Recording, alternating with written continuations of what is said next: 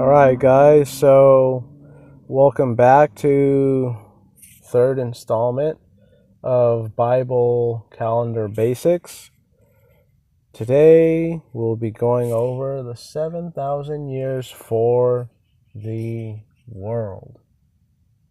Alright, so now we're going to dive a little bit deeper here into the actual specifics of the beginning, middle, and end for the world. Now, this is not something for us as believers to fear.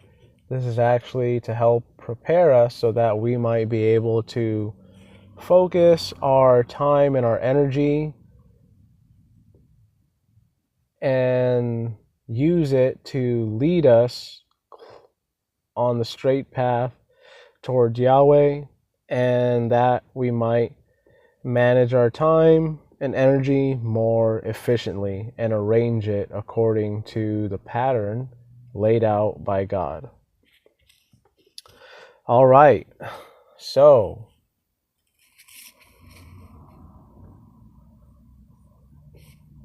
we went over that there are 7 days in a week. And these 7 days play a huge role and are very significant. And as I said in the second video of Bible Calendar Basics in the beginning, understanding Genesis chapter 1 verse 1 all the way to chapter 2 verse 3 is fundamental and foundational for understanding and interpreting the rest of the scripture, especially in regards to time. Because being able to understand the significance of 7 is very, very, very important. And I'll point out why.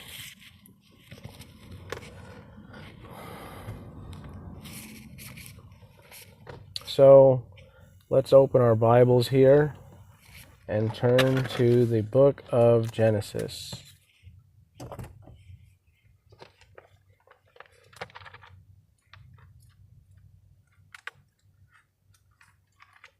Okay, so we're going to read in chapter 2 and verse 16 all the way to verse 17.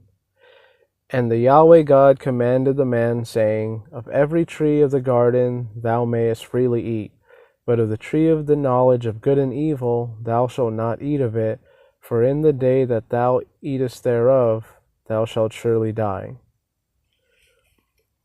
So here God is giving Adam the command to stay away from the tree of the knowledge of good and evil, or it will result in his death. Okay? Now, the key phrase here is that he told Adam, for in the day that thou eatest thereof, thou shalt surely die. Okay? Let's put a huge emphasis here.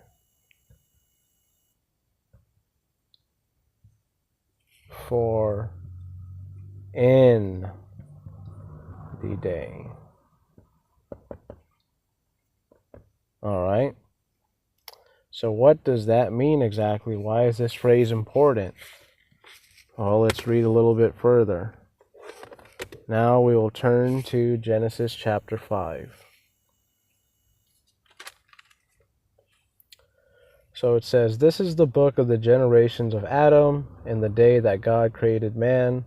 In the likeness of God made he him. Male and female created he them, and blessed them, and called their name Adam in the day when they were created. And Adam lived 130 years, and begat a son in his own image, in his own likeness after his image, and called his name Seth. And the days of Adam after he had begotten Seth were 800 years, and he begat sons and daughters. And all the days that Adam lived were 930 years, and he died. So we see that Adam lived to 930 years old.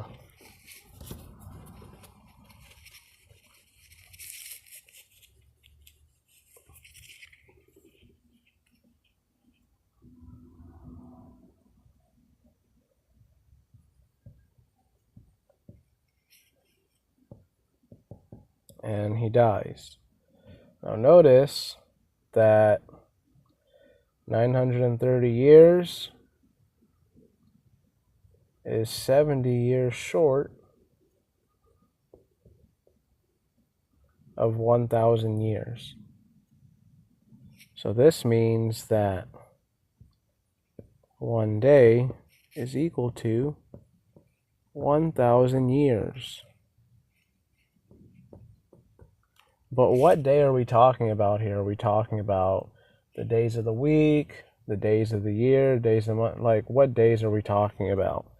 Well, we are talking specifically about the days of the week. Why is that? Well, remember, since time has a beginning and an end, note that the beginning of the week is here on the first day. The middle is the fourth day, and the end is the seventh day of the week.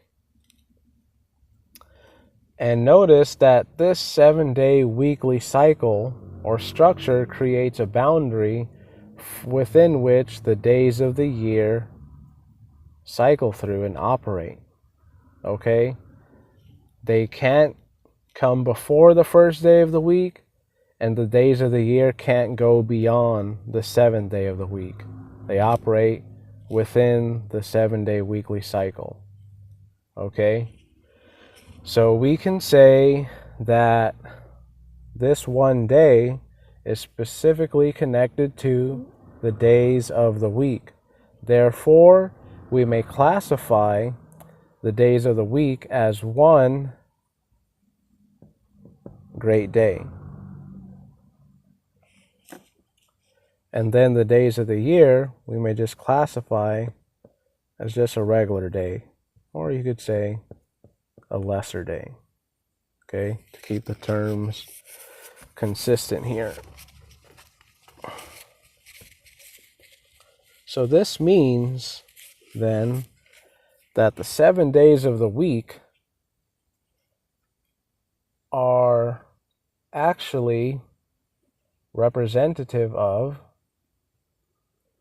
7 1,000-year periods, giving the world a period of 7,000 years to exist. Okay? For the first to the 6,000th year, man will work. In the 7,000th year, man will rest. Okay, so this perfectly matches up here. Okay, so there's 6,000 years for the world to work, and then finally in the 7,000th year, all that work will cease, all time will cease.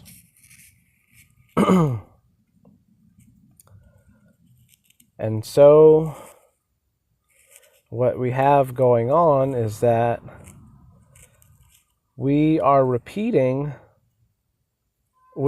cycling through the weekly cycle for 7 periods of 1,000 years each, for a total of 7,000 years. All right. Now in the next video, we'll go over in more detail into proving this 6,000-year period and how the life of Christ fits into all of this.